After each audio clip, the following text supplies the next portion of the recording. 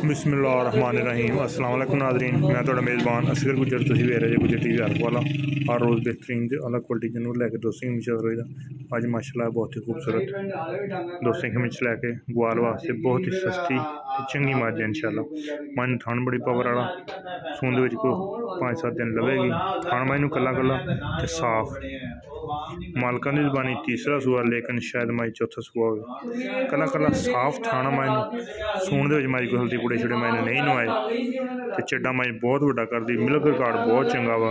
थाना की हर तरह की तसली गारंटी है। रेट का बिल्कुल मकूल तो मुनासब 2,55,000 रुपया। रेट तकरीबन फैनल आ, ज़्यादा कदे वड्डा या बहुता नहीं लाया। लिबास मैं थल्लों मैं हल्दी होर बड़ी वड्डी बनना 2,55,000 फैनल रेट आ। कुछ ज़रा जिन्नी प्यार मुहब्बत मझ पूरी आ। इंशाल्लाह सू के मझ मैं चुआ बहुत सोहना तो खुला वा। हर तरह की तसली गारंटी है।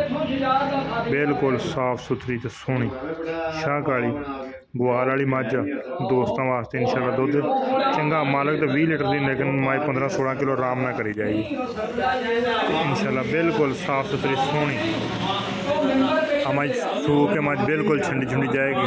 दंदा की हर तरह की चौथा सूआ आएगी। इस अगे बहुती पक्की मझ नहीं लवी आ।